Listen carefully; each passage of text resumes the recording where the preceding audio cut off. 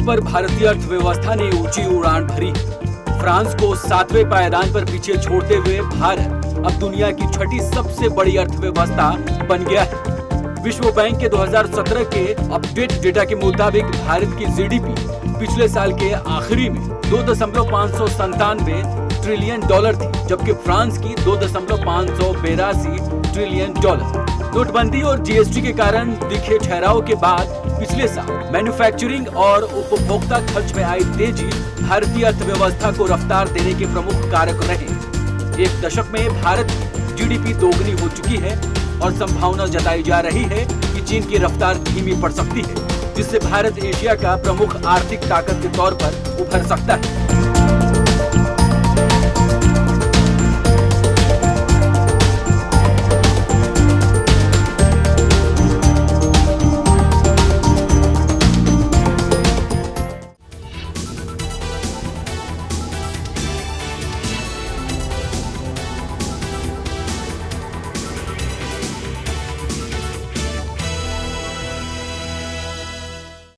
नमस्कार, स्वागत है आपका सुदर्शन न्यूज में। आपके साथ मैं हूं रंजना अंकित द्विवेदी। हमारा खास कार्यक्रम अर्थ की नीति, जिसमें हम आपको बताएंगे कि कैसे आपका फायदा हो सकता है, कैसे जो खर्चों को कम करके आप बचत करते हैं उस बचत को बढ़ा सकते हैं।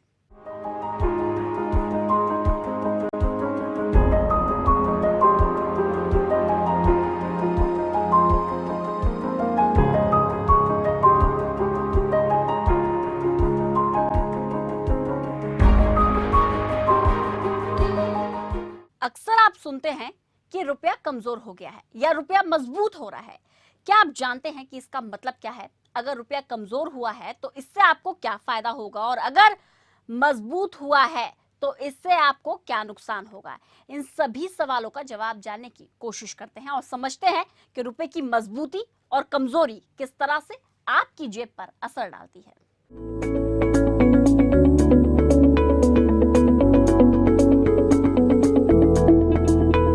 किसी भी देश की आर्थिक व्यवस्था का कमजोर होने का कारण होता है उस देश की करेंसी, पावर यूनिट। और इस वक्त भारत में रुपए की कीमत फीकी पड़ रही है। पिछले हफ्ते 69.10 तक गिर गया था रुपया और अभी 68.58 पर बंद हुआ है। रुपए में जो कमजोरी दिख रही है उसकी कुछ प्रमुख वजह है। कच्चा तेल का दाम का बढ़ना, देशों के साथ ट्रेड वार की आशंका, डिप्ट मार्केट से विदेशी निवेशकों के पैसे निकालने के कारण भी रुपया लगातार कमजोर हो रहा है। इससे सरकार का चालू खाते का घाटा बढ़ने की उम्मीद है। जनवरी से अब तक ये 7% कमजोर हो चुका है। इस साल एशिया के सबसे कमजोर करेंसी भारत की है। आपको बता दें कि यूपीए 2 के समय 2013 में रुपया 3 महीने में 57 से गिरकर 68 पर आ गया था।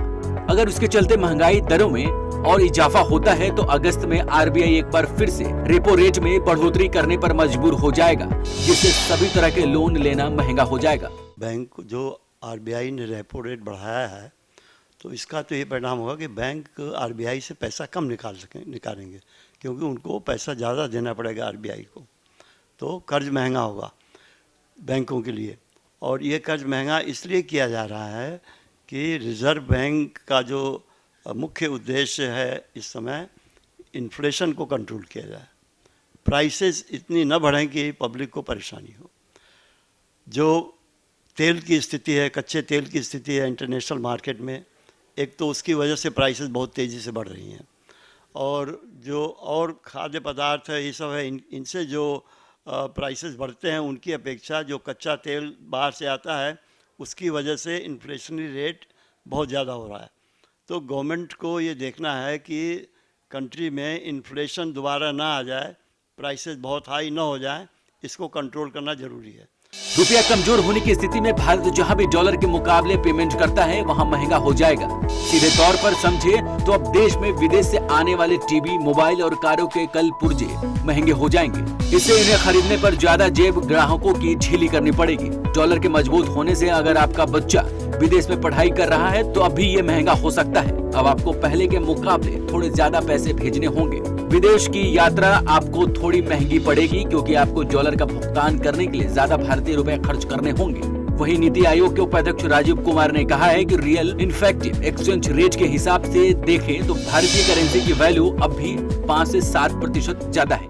हमारे पास फॉरेन एक्सचेंज काफ़ी है इस समय, इतना इतना फॉरेन एक्सचेंज हिंदुस्तान में कभी नहीं था पहले।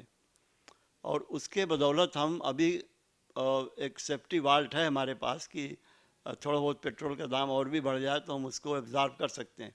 लेकिन अगर ये 100 बैरल के ऊपर जाना शुरू हो गया तो फिर स्थिति हमारे लिए भी दयनीय हो सकती है। रुपया कमजोर या मजबूत क्यों होता है? रुपए की कीमत पूरी तरह से इसकी मांग एवं आपूर्ति पर निर्भर करती है। इस पर आयात एवं निर्यात का भी असर पड़ता है। दरअसल हर देश के पास दूसरे देशों की मुद्रा का भंडार होता है, जिससे वो लेन देन यानी सौदा आयात निर्यात करते हैं। इसे विदेशी मुद्रा भंडार कहते हैं। समय समय पर इसके आंकड़े रिजर्व बैंक की तरफ से जारी होती है। विदेशी मुद्रा भंडार के घटने और बढ़ने से ही उस देश की मुद्रा पर असर पड़ता है। अमेरिकी डॉलर को वैश्विक करेंसी का रुतबा हासिल है। इसका मतलब है कि निर्यात की जाने वाली ज्यादातर चीजों की मूल्य डॉलर में चुकाया जाता है।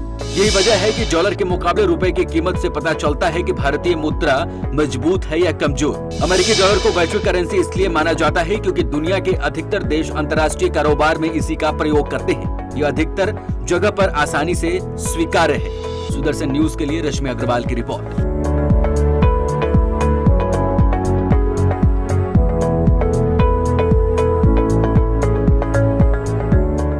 आजकल तमाम प्रिंट मीडिया और सोशल मीडिया एक खबर को खूब जोरों से वायरल कर रहा है। निवेश के क्षेत्र में सोने का आकर्षण घट चुका है। वजह बताई जा रही है म्यूचुअल फंड। खासतौर पर म्यूचुअल फंड ने युवाओं में सोने का आकर्षण घटा दिया है। सुदर्शन न्यूज ने भी इस खबर को बारीकी से समझा, इस पर डीप स्टडी की और क्या पाया। जारी के समय ही लोगों को याद आता है। सोने के रेट अंतर्राष्ट्रीय स्तर पर गिरते बढ़ते रहते हैं और कभी कभी बहुत नीचे चले जाते हैं, कभी कभी बहुत ऊंचे चले जाते हैं। तो एक तो ये रिस्की इन्वेस्टमेंट है। अब दूसरी बात यह है कि अब सोना पहनने का रिवाज कम होता जा रहा है।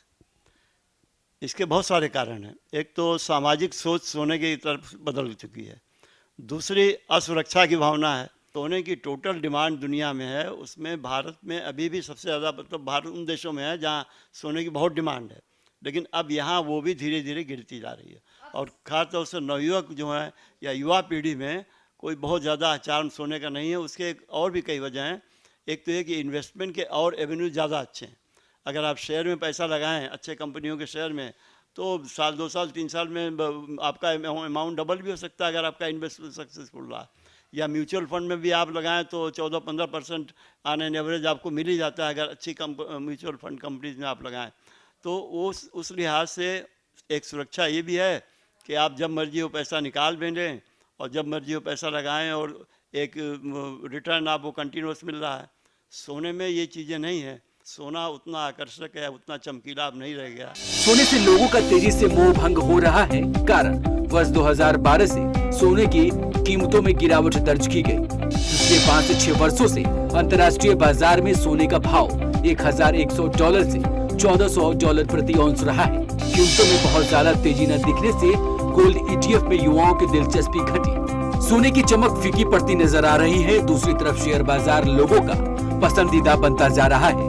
50% गिरा सोने का आयात 2017 के आखिरी तिमाही में 72% तक बढ़ा है। नेशनल शेयर निवेश 2014 के बाद 12 से 15% तक सालाना रिटर्न्स मिल रहा है म्यूचुअल फंड पर। वहीं पिछले 5 वर्षों में 20% रिटर्न मिला सोने में। बड़े बुजुर्गों की सीख हमेशा काम आती है, लेकिन समय के साथ बदलना समय की मांग है। जी हाँ, गोल्ड खरीदने से पहले गोल्ड की पास्ट वैल्यू और प्रेजेंट वैल्यू का कैलकुलेशन जरूर कर ले, जिससे फ्यूचर में आने वाले प्रॉफिट का आप अनुमान लगा सकते हैं। और एक अमाउंट तय कर ले कि इतने अमाउंट तक ही हमें गोल्ड खरीदना है, वरना नहीं। गोल्ड के रेट आप हमेशा न्यूज़ वेबसाइट पर या बिजनेस वेबसाइट पर चेक कर सकते हैं। वीडियो जर्नलिस्ट दीपक के साथ रश्मि अग्रवाल, सुदर्शन न्यूज़, नोएडा।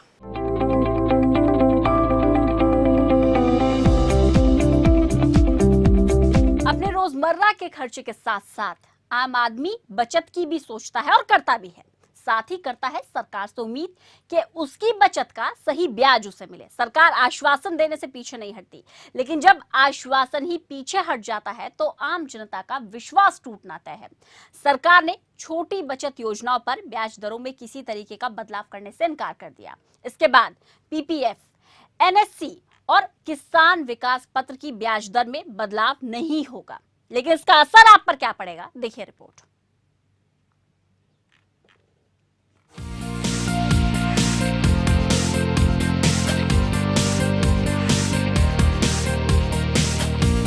अठारह जून 2018 को एक खबर ने तूल पकड़ रखा था। खुशखबरी पीपीएफ सहित छोटी बचत योजनाओं में बढ़ सकती है ब्याज दरों के बढ़ने का मतलब ये है कि एनएससी, केवीपी, डाकघर जमा, सीनियर सिटीजन सेविंग स्कीम और पीपीएफ जैसी छोटी बचत स्कीम की ब्याज दरें बढ़ सकती हैं। दिनांक 3 जुलाई 2018 को फिर एक खबर से पेपर का छोटा कॉलम भर दिया।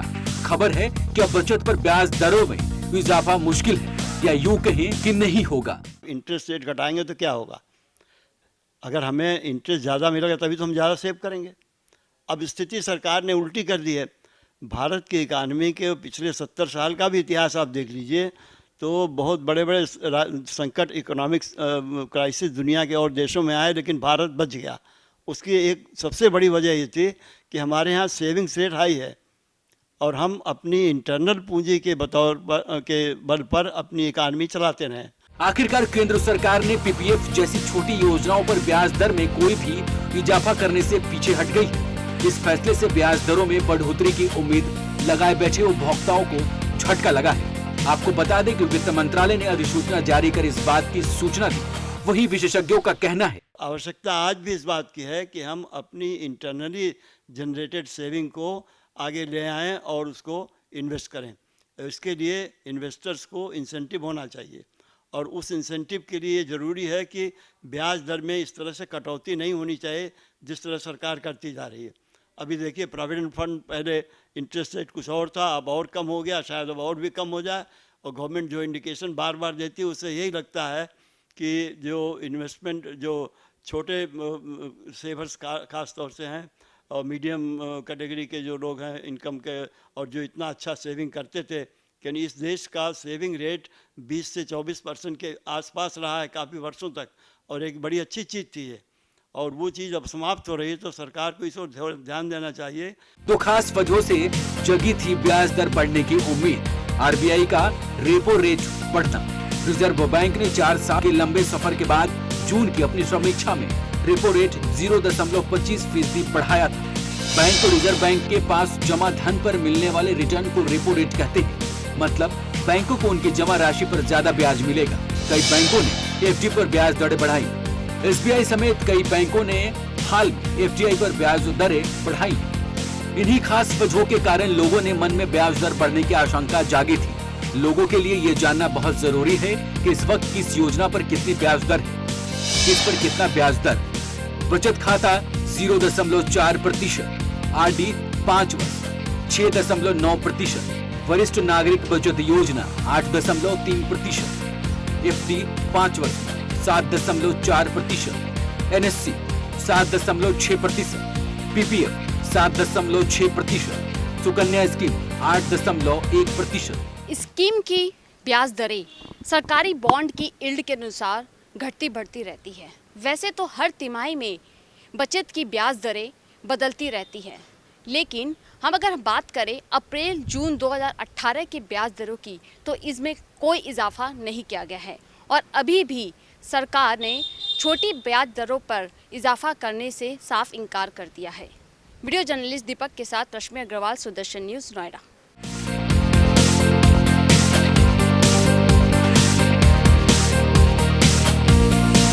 बैड बैंक यानी कि बैंकों के लगातार बढ़ते एनपीए का एक बड़ा बैंक, इसकी चर्चा एक बार फिर तेज होने लगी है। बैड बैंक एक ऐसा बैंक होगा जो दूसरे बैंकों को डूबते कर्ज को खरीद लेगा।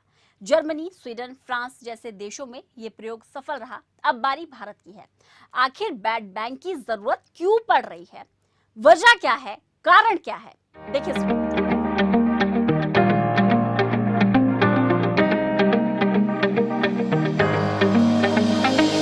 साल 2016 में भारत के बैंकिंग क्षेत्र में बैड बैंक को लेकर चर्चा जोर शोर से चल रही थी, लेकिन आम आदमी की समझ से ये बाहर था कि आखिर क्या है ये बैड बैंक, जिसके नाम में ही बैड हो तो वो कहाँ का बैंक है। दरअसल भारतीय सरकार भारतीय बैंक की समस्याओं को सुधारने के लिए बैड बैंक स्थापित करना चाहती है। एक बार फिर पेपर की हेडलाइन बना हुआ है बैड बैंक का मुद्दा, जिसको समर्थन भी मिलता दिख रहा है।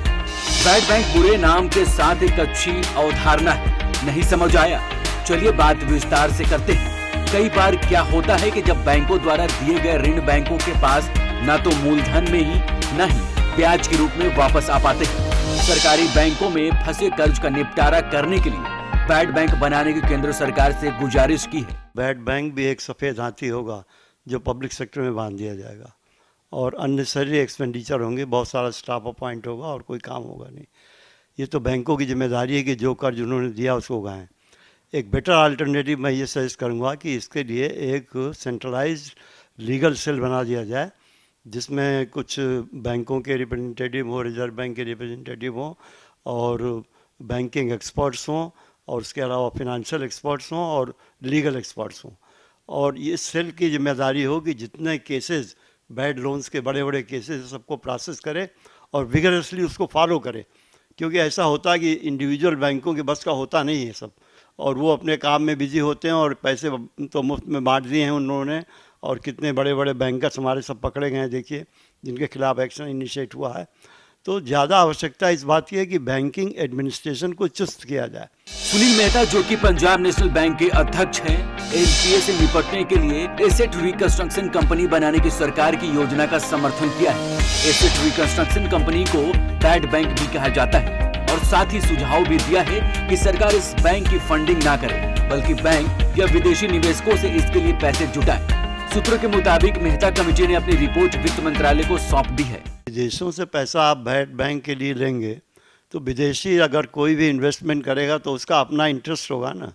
वो क्या इंटरेस्ट होगा? सिर्फ ब्याज होगा उसका इंटरेस्ट। अब ये बैड बैंक कहाँ से उनको ब्याज देगी? बैड बैंक उनको क्या मुनाफा देगी? नंबर एक बात। इसका मतलब ये हुआ कि अगर फॉरेन इन्वेस्टमेंट आएगा तो उनका सीधा पर्पस होगा कि बैंक को कंट्रोल करना, बैंकिंग सिस्टम पर अपना कंट्रोल करना। तो मैं समझता हूँ कि फॉरेन इन्वेस्टमेंट इस काम के लिए मंगाना अननेसेसरली बैंकिंग सिस्टम में फॉरेन लोगों के जो उनकी दखलंदाजी देने से कोई फ़ायदा नहीं है। इसके लिए तो बेहतर अल्टरनेटिव ये है कि सरकार बैंकों की पूंजी को ऑगमेंट करे। आपको बता दें कि पिछले महीने रिजर्व बैंक की फाइनेंशियल स्टेबिलिटी रिपोर्ट के अनुसार मार्च 2018 में बैंक का ग्राफ एनपीए 11.6% पहुंच गया। मार्च 2019 तक इसके बाद 12.2% तक पहुंचने की आशंका है। एनपीए की खराब स्थिति के कारण रिजर्व बैंक ने 11 सरकारी बैंक को प्राप्त करेक्टिव एक्शन की कैटेगरी में डाल रखा है। आरबीआई ने 40 बड़ी कंपनियों के खिलाफ बैंक करप्सी कार्रवाई शुरू करने को कहा है। बैड बैंक काम कैसे करेगा? बैंकों को बड़े कर्ज की जांच पर उनकी जोखिम स्थिति निर्धारित करेगा। बैड बैंक संबंधित बैंक को 15% नकद देगा। बैड बैंक संकटग्रस्त संपत्ति का मूल्य तय कर लेने द्वारा आमंत्रित करेगा। ज्यादा बोली लगाने वाले ही 15% की राशि बैड बैंक को देगा। निजी बोलीकर्ता सामने नहीं आया तो बैड बैंक शेष 85% ही बैंक को देगा। भारतीय बैंकिंग प्रणाली में एनपीए की समस्या ने एक विकराल रूप ले लिया है। यदि समय रहते इस समस्या का निदान न किया गया तो ये समस्या पूरी भारतीय अर्थव्यवस्था को निगल जाएगी। सुदर्शन न्यूज के लिए रश्मि अग्रवाल की रिपोर्ट।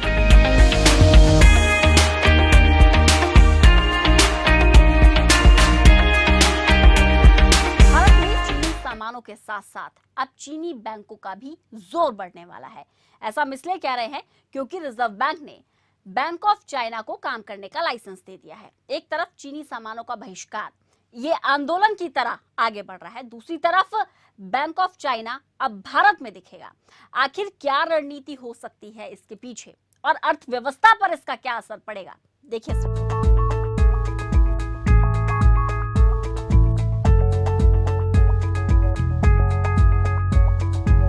हर चीज के दो पहलू होते हैं। एक तरफ भारत में चीनी सामानों का विरोध होता है और दूसरी तरफ बैंक ऑफ चाइना को भारत में काम करने का लाइसेंस मिल जाता है। न्यूज एजेंसी एएनआई के सूत्रों के हवाले से बताया गया कि भारतीय रिजर्व बैंक ने बैंक ऑफ चाइना को भारत में काम करने के लिए लाइसेंस जारी कर दिया है। चाइना भारत का बहुत बड़ा ट्रेडिंग पार्टनर है और बहुत माल चाइना से हमारे यहाँ आता है और हमारे यहाँ से भी अब माल उनको जा रहा है। हालांकि उतना हम एक्सपोर्ट नहीं कर पा रहे हैं जितना चाइना हमें हमको एक्सपोर्ट कर रहा है और बहुत बड़ा ट्रेड डेफिसिट भारत का चाइना से है, यानी बहुत पैसा हमें उन्हें देना है। ऐसी स्थिति में अगर बैंक ऑफ चाइना को आप यहाँ पर एडमिट करते हैं, उसको अलाउ करते हैं ऑपरेट करने के लिए, तो उसमें देखिए दोनों ही पक्ष हैं। एक तो ये है कि चूँकि व्यापार का साइज हमारे कंट्री का और चाइना से बहुत बड़ा है, तो सैद्धांतिक रूप में इसमें कोई एतराज़ नहीं होना चाहिए कि हम बैंक ऑफ चाइना को यहाँ ऑपरेट करने दें। अगर बैंक ऑफ अमेरिका यहाँ ऑपरेट कर सकता है और पेरिस का बैंक ऑपरेट कर सकता है, यूरोप के सारे बैंक ऑपरेट कर सकते हैं, तो बैंक ऑफ चाइना भी ऑपरेट कर सकता है। एक डेमोक्रेटिक सेटअप में आप उनको मना नहीं कर सकते इन द सेंस।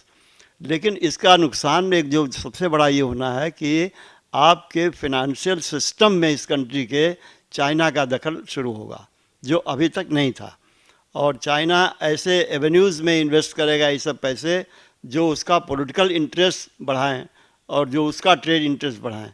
तो इसकी वजह से हमारे ऊपर एक तरह से हमें बहुत संभल के देखना होगा कि अगर बैंक ऑफ चाइना को हम अलाउ करते हैं तो वो कितना बड़ा कितना साइज हो जाता है थोड़े दिनों के अंदर उसके बिजनेस का, और जो पैसा उसके अंदर बैंक में हमारे इन्वेस्टर्स का जाएगा, उस पैसे का चाइना किस तरह से इस्तेमाल करता है। लाइसेंस जारी करने के दो कारण हो सकते हैं। हाल ही में प्रधानमंत्री नरेंद्र मोदी और चीनी राष्ट्रपति शी जिनपिंग की औपचारिक मुलाकात हुई थी। हो सकता है नरेंद्र मोदी की तरफ से चीनी नेतृत्व को किए गए वादे के मुताबिक। दूसरा, भारतीय बैंक में एनपीए की स्थिति सुधारने के लिए बैड बैंक की स्थापना करवाना चाहते हैं भारत के सरकारी बैंक। पीएनबी बैंक के अध्यक्ष सुनील मेहता ने सरकार को सुझाव दिया था कि सरकार बैड बैंक की फंडिंग ना करे, बल्कि दूसरे बैंक या विदेशी निवेशकों से इसके लिए पैसे जुटाएं। बैंक ऑफ चाइना इस चीज़ को इस्तेमाल कर सकता है। अगर आप बैड बैंक इस्टेब्लिश करेंगे तो वो अगर पैसा इन्वेस्ट करेगा तो बैंकिंग सिस्टम पर अपना कंट्रोल करना चाहेगा। ये तो बहुत ऑब्वियस है। हो सकता है बैंक ऑफ चाइना को भारत में काम करने के लिए लाइसेंस मिलने के पीछे एक ये भी वजह हो सकती है, क्योंकि आपको बता दें भारत में सरकारी बैंकों ने फंसे कर्ज का निपटारा करने के लिए बैड बैंक बनाने की केंद्र सरकार से गुजारिश की है। और दूसरी तरफ बैंक ऑफ चाइना को भारत में लाइसेंस मिल गया है, जो कि चीन में काम करने वाले 4 बड़े सरकारी बैंकों में से एक है। बाजार पूंजीकरण के लिहाज से ये दुनिया के बड़े बैंकों में शामिल है। चीन ने इस बैंक की शाखाएं दुनिया के सभी महादेशों में है। फिलहाल bank Australia, Britain, Ireland, France, Germany, Italy, Malaysia, दक्षिण अफ्रीका, सिंगापुर, जापान समेत कुल 27 देशों में काम करता है। आपको बता दें भारत में कुल सरकारी बैंकों की संख्या 19 के आसपास है। ऐसे में अगर भारत में एनपीए से निपटने के लिए बैड बैंक आता है तो बैंक ऑफ चाइना का योगदान भी इसमें उभर कर आ सकता है। एशिया के कई देशों में मौजूदगी के बावजूद भारत में इस बैंक की शाखाएं नहीं थी। आरबीआई के फैसले के बाद अब चीन का ये बैंक भारत में भी काम कर पाएगा। भारत में चीनी सामानों का बहिष्कार किया जाता है, जिसमें भारतीय सरकार भी बढ़ चढ़कर हिस्सा लेती हुई नजर आती है। लेकिन अभी हाल में ही रिजर्व बैंक ऑफ इंडिया ने बैंक ऑफ चाइना को भारत में काम करने का लाइसेंस जारी कर दिया है। अब सवाल यह उठता है कि आखिर ऐसी कौन सी विपत्ति आ गई है कि कल तक जो सरकार भारत में चीनी सामानों का बहिष्कार करती थी, आज वही सरकार भारत में बैंक ऑफ चाइना के आने पर चुप्पी साधी हुई है। वीडियो जर्नलिस्ट दीपक के साथ रश्मि अग्रवाल, सुदर्शन न्यूज़, नोएडा।